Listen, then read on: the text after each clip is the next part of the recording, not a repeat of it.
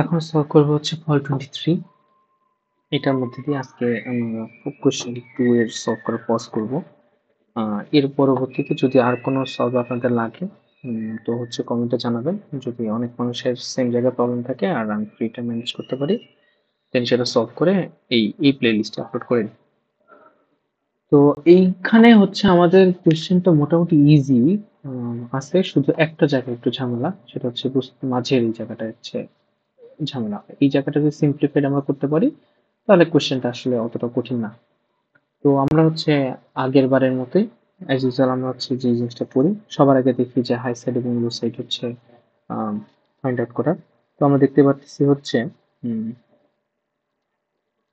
এখানে হচ্ছে +12 ভোল্ট, এখানে হচ্ছে আমাদের -4, আর এই জায়গাটা হচ্ছে 10 ভোল্ট। তাহলে আমরা ফেয়ারলি যেটা অ্যাজিউম করে নিতে পারি যে কারেন্ট হচ্ছে একটা এই ডিরেকশন থেকে একটা আসবে, তারপর একটা উপর থেকে আসবে, যেটা আমাদের গাইড করা আছে যে i4 i8, আর এই দুটো কম্বাইন হয়ে আমাদের i9 হয়ে এখানে যাবে। দ্যাট মিনস আমাদের কোশ্চেনে মোটামুটি গাইড করে দেওয়া আছে যে i4 এই পাশ থেকে এই পাশে যাবে, ট্রাভেল করে এখানে আসবে, i6 এখানে ট্রাভেল করে এখানে আসবে, দুটো যোগ করে আমাদের কি i9 এখানে চলে আসবে।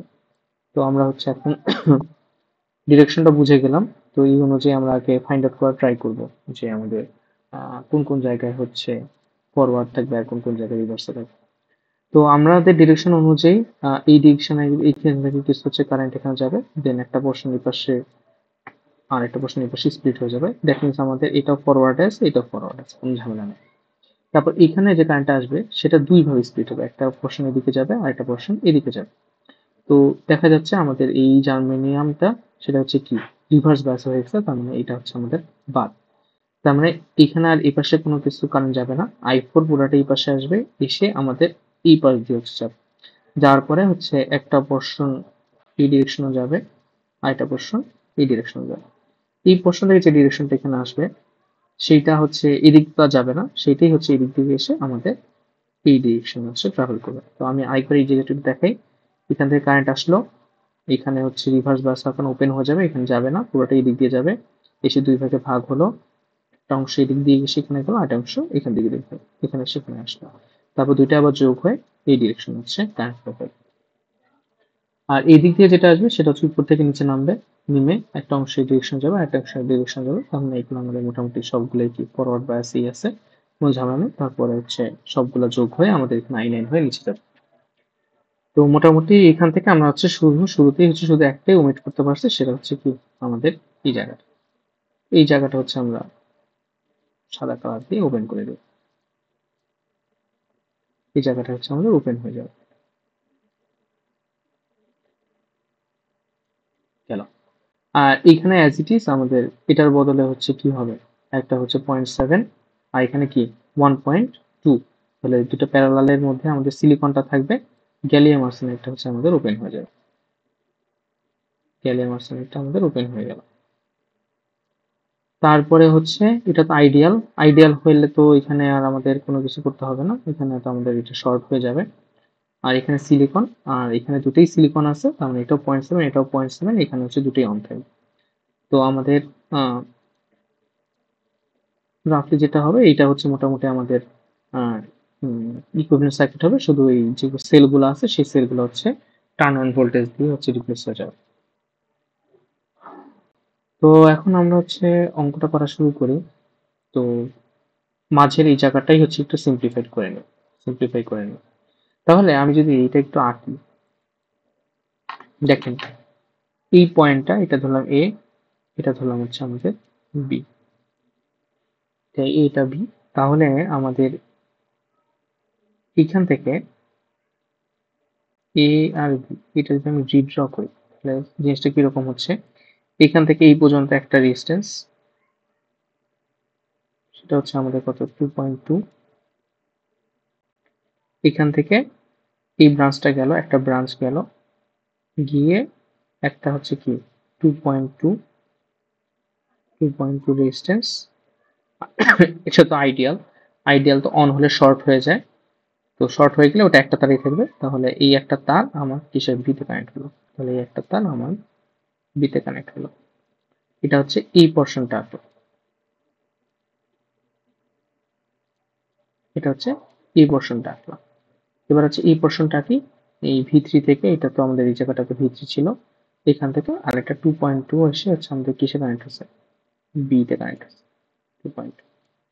তাহলে আপনারা তো এটা খুব সিম্পলি এখন পারবেন যে তাহলে আমাদের A আর B এটাকে যদি আমি একটা রিপ্লেস করি একটা রেজিস্ট্যান্স দিয়ে, তাহলে আমরা শুধুমাত্র কি একটা রেজিস্ট্যান্স দিয়ে রিপ্লেস করতে পারবো, যেখানে আমাদের কি এই 2.2 আর এই 2.2 কিসে আছে, প্যারালালে আছে। তাহলে এই 2.2 2.2 প্যারালাল হয়ে কি হবে, 1.1 কিলো ওহম হবে, তার সাথে এটা কিসে আছে, সিরিজে আছে। তাহলে আমাদের A আর B যে নেটওয়ার্কটা ছিল বেশ ঝামেলাপূর্ণ, সেই নেটওয়ার্কের বদলে আমরা হচ্ছে কি শুধুমাত্র একটা রেজিস্ট্যান্স দিয়ে হচ্ছে এটা কি করতে পারি, রিপ্লেস করতে পারি। তাহলে আশা করি হচ্ছে আমরা এই পার্টটা বুঝে গেলাম। তাহলে এখন আমরা হচ্ছে ফাইনালি রিড্র করব সার্কিটটা। আমরা হচ্ছে যা কিছু সিম্পলিফাই করলাম। তাহলে এখানে আসবে হচ্ছে আমাদের 12 ভোল্ট, তারপর হচ্ছে একটা সিলিকন, তাহলে হচ্ছে কি 0.7, তারপরে এখান থেকে V1 এখানে আসে,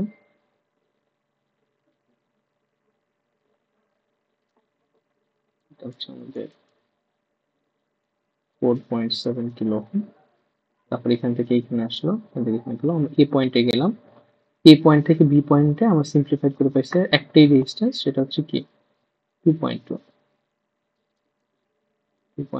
তারপর হচ্ছে আমরা বি পয়েন্টে আসলাম, বি পয়েন্ট থেকে আমাদের এখান থেকে এই V2 টা এখানে চলে আসলো, এই হচ্ছে এখানে V2। তারপর হচ্ছে আমাদের নিচে আছে হচ্ছে একটাই রেজিস্ট্যান্স, সেটা হচ্ছে কত 4.7 কিলো ওহম। নিচে আমাদের কত দেওয়া আছে, -4 দেওয়া আছে। আর উপর থেকে যদি আসি, জায়গাটা ছোট হয়ে গেল, 10 ভোল্ট, তারপর একটা সিলিকন,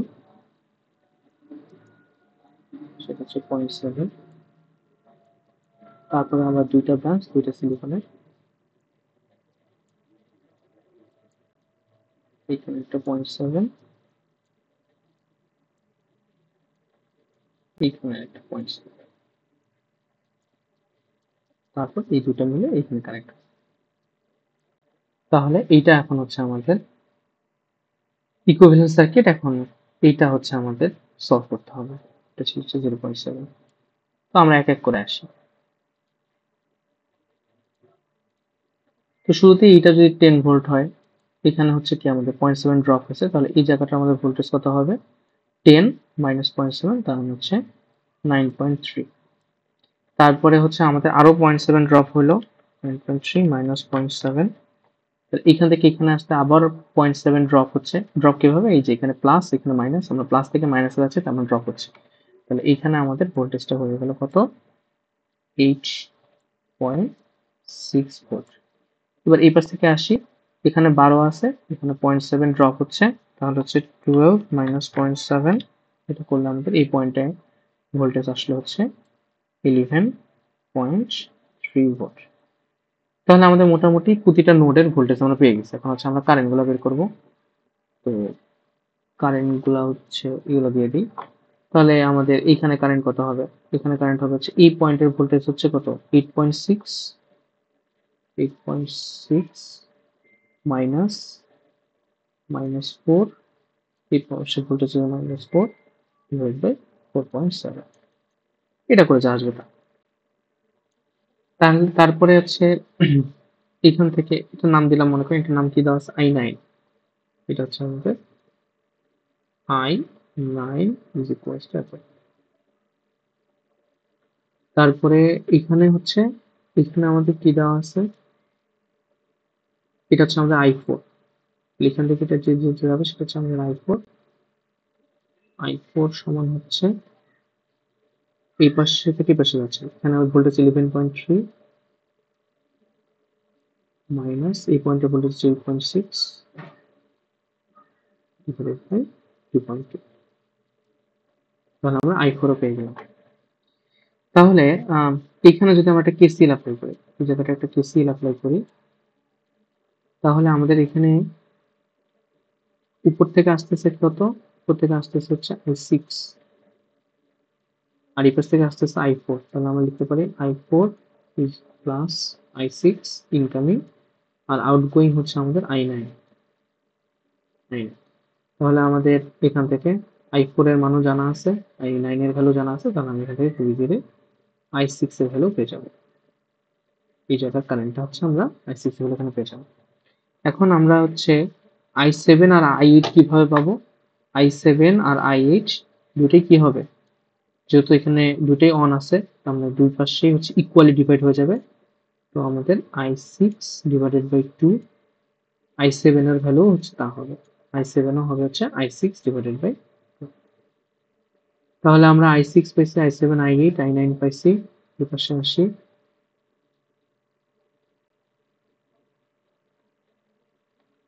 তো এখন আমরা দেখি, তো আমাদের এখানে i4 আসতেছিল, তো আমাদের এই পাশে তো কারেন্ট হচ্ছে 0, এই পাশে কারেন্ট 0।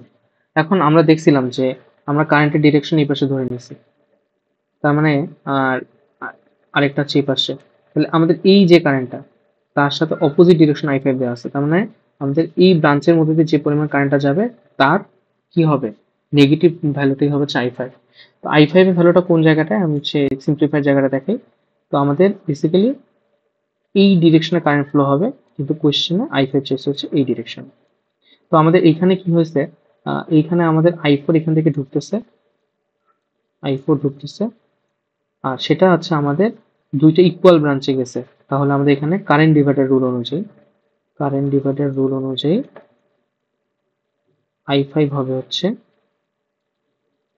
i5 ইকুয়ালস টু, শুরুতে হচ্ছে মাইনাস বলে দিলাম যে রিজনে ডিরেকশনে, বাস্তবে যে ডিরেকশন কারেন্ট ফ্লো হচ্ছে তার অপোজিট ডিরেকশনে কোশ্চেন দেওয়া আছে, এই কারণে মাইনাস। আর এখানে কারেন্ট ডিভাইডার রুল অ্যাপ্লাই করলে আমাদের এখানে দেখা যাচ্ছে দুটি ইকুয়াল রেজিস্ট্যান্স দেওয়া আছে, তার মানে অর্ধেক অর্ধেক আকারে ভাগ হয়ে যাবে i4 ডিভাইডেড বাই 2। আর যদি ইকুয়াল না হইতো তাহলে হচ্ছে আমরা ওই সূত্রটা ফলো করতাম যে এই R1 divided by R1 plus R2 into I is equals to, যদি এখানে R1 থাকে তাহলে এখানে হবে কি I2, আর এখানে I1 থাকলে এটা R2 ইউজ করতে হবে। তো এই ফর্মুলাটা ইউজ করতে হবে, তাহলে আমরা i5টাও পেয়ে গেলাম। তাহলে আমরা মোটামুটি সবগুলো পেয়ে গেছি। তো এখানে আমাদের V1 এর ভ্যালু হচ্ছে কত, 11.3, আর i1 এর ভ্যালু হচ্ছে i4 এর সমান, কারণ এই কারেন্ট এই দিক দিয়ে যাচ্ছে, তাহলে এটাও আমাদের i4 এর সমান। i2 টা হচ্ছে আমাদের 0, তারপরে i3 টা এখন বের করা বাকি আছে, তো i3 টা বের করি, এটা হচ্ছে আমাদের i3। তাহলে i3 will be equals to, এখানে হচ্ছে 11.3 মাইনাস 0 ডিভাইডেড বাই 4.7, এটা করলে যা আসবে তা। তারপর i4 টা বের করছে, i5 বের হয়েছে, দেন এই পাঁচটা পুরোটাই হচ্ছে, কোনো ভোল্টেজ বাকি আছে কিনা, V2 বের করছি, V2 এর ভ্যালু আসছে হচ্ছে আমাদের এই জায়গাটার ভোল্টেজ, এই জায়গাটা মনে হচ্ছে এই জায়গাটা, এই জায়গাটা আমাদের ভোল্টেজ আসছে হচ্ছে 8.6, এটা হচ্ছে আমাদের V2, আর কোনো ভোল্টেজ বাকি নেই। তো মোটামুটি আমাদের সব জায়গার ভোল্টেজ এবং কারেন্ট বের হয়ে গেছে। তো এটাই হচ্ছে আমাদের ফল 23 এর পুরো সলভ। জাস্ট হচ্ছে আমাদের এই পার্টটুকু সিম্পলিফাই করে নিলেই আমাদের সার্কিটটা খুবই সিম্পল হয়ে যায়। That's all for today. Thank you everyone, আসসালামু আলাইকুম। কোনো জায়গায় ক্যালকুলেশন উপর থাকলে কমেন্টে অবশ্যই জানাবেন। আর আরো কোনো যদি হচ্ছে এরপরেও মোটামুটি কোয়েশ্চেন 2 এর 4টা প্রবলেম সলভ করে দিলাম। আশা করি আর কোনো প্রবলেম থাকার কথা না, বাকিটা সেম নিয়ম ফলো করলেই পেয়ে যাবেন। তারপরে যদি খুব বেশি প্রবলেম হয় কমেন্টে জানাবেন। অনেকগুলো কমেন্ট যদি আসে দেন ইন দ্যাট কেস কোনটা ফ্রি টাইমে সেটার ভিডিও করে এই প্লেলিস্টে আপলোড করে দেবেন। ধন্যবাদ সবাইকে।